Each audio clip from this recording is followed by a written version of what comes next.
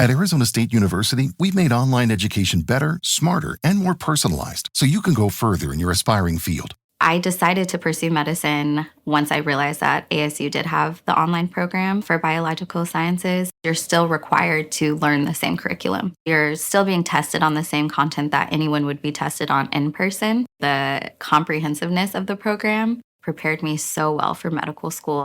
Explore over 300 programs at asuonline.asu.edu. Bienvenue dans Jardin Malin, le podcast qui répond à toutes vos questions de jardinage.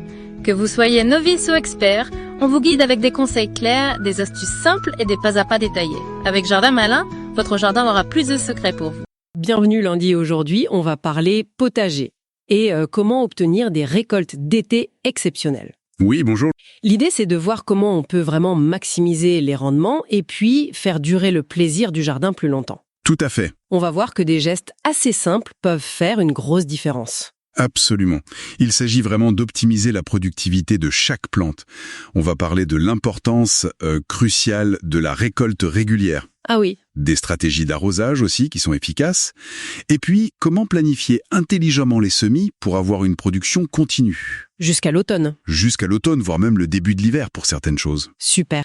Alors, commençons par la récolte. C'est un peu bizarre comme idée, mais plus on récolte, plus certaines plantes produisent, c'est ça? C'est exactement ça. Prenons les courgettes, par exemple.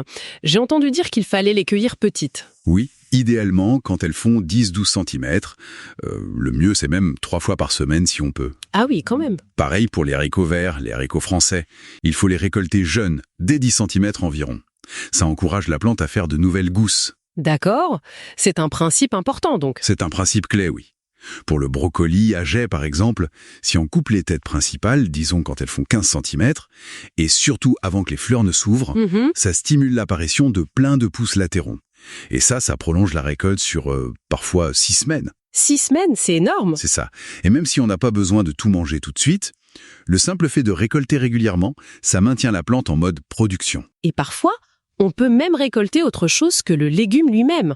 J'ai lu quelque chose sur les pois. Ah oui, très bonne astuce. Les jeunes pousses de pois, les extrémités tendres, sont délicieuses en salade. C'est croquant, ça a un bon petit goût de pois frais. On les coupe quand elles font 10-15 cm. Et ça repousse. Souvent, oui. On peut avoir une deuxième récolte quelques semaines plus tard. C'est une super alternative si on manque un peu de salade. Génial comme idée. Alors, après la récolte, l'autre point crucial en été, c'est l'arrosage, j'imagine. Essentiel, oui. Surtout la régularité. Un arrosage irrégulier, c'est la porte ouverte à des problèmes comme la pourriture apicale. Ah, le fameux cul noir des tomates. Exactement. Sur les tomates, les aubergines, c'est souvent dû à une carence en calcium. Mais la cause première, c'est un arrosage en dents de scie, qui empêche la plante de bien absorber ce calcium. Et le moment de la journée où on arrose, ça compte aussi, non? On voit souvent des gens arroser en plein après-midi. Oui, et c'est dommage. Le mieux, c'est tôt le matin ou bien le soir. Ça minimise l'évaporation. D'accord. Et surtout, il faut viser un arrosage en profondeur. C'est mieux d'arroser copieusement moins souvent pour que l'eau descende bien jusqu'aux racines, plutôt qu'un petit peu tous les jours en surface. Et le paillage? Ah, le paillage, c'est un allié formidable. Ça aide beaucoup à conserver cette humidité dans le sol. Ça le garde frais et en plus, ça limite les mauvaises herbes. Double bénéfice. Voilà.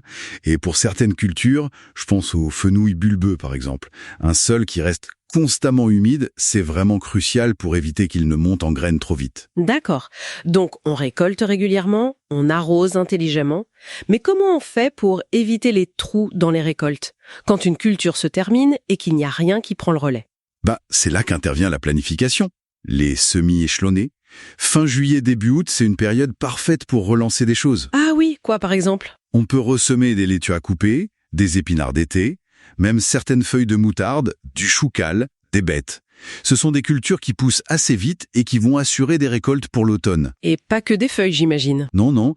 Juillet, c'est aussi la dernière chance pour semer certaines variétés de betteraves ou de carottes, des variétés tardives pour une récolte d'automne, voire d'hiver. D'accord. On peut aussi refaire un semis de haricots nains, ça donnerait une bonne récolte en automne, après les premières séries. Et même des légumes un peu moins courants, Juspan. Tout à fait. On peut tenter le radicchio, par exemple. Semé en juillet, il forme ces belles pommes colorées pour l'automne. Ah, chicorée rouge, oui. Ou la roquette. Semée fin juillet ou en août, elle peut donner des feuilles jusqu'au printemps prochain. Bon, avec une petite protection contre le froid si besoin. C'est intéressant cette idée de ne jamais laisser un espace vide, en fait. C'est le point essentiel. Dès qu'une culture est finie, hop, on prépare un peu le sol, on peut ajouter un peu de compost si on veut. Oui, pour nourrir la terre. Exactement. Et on ressème ou on replante autre chose. C'est cette anticipation, cette rotation rapide qui permet vraiment de maximiser l'utilisation du potager. Donc pour résumer, récolter souvent, ça encourage les plantes, arroser bien, c'est-à-dire en profondeur et au bon moment, et puis planifier les semis suivants pour étaler les récoltes. C'est ça, des gestes simples, mais qui transforment vraiment le potager d'été et d'automne. Et ça fait réfléchir. Oui, et ça soulève une question, je trouve. Au-delà des légumes classiques qu'on a mentionnés, est-ce qu'il n'y aurait pas des cultures un peu moins courantes qu'on pourrait intégrer dans ces rotations de fin d'été? Pour surprendre un peu nos papilles en automne. Exactement. Ce serait une piste à explorer pour avoir des récoltes encore plus diversifiées. Voilà qui donne matière à penser et à expérimenter au jardin. C'est tout pour notre analyse aujourd'hui. Merci! À bientôt! On espère que vous avez trouvé de l'inspiration. Abonnez-vous pour ne rien manquer. Et d'ici là, bon jardinage. Jardin Malin est produit par Germy, spécialiste des kits de semis.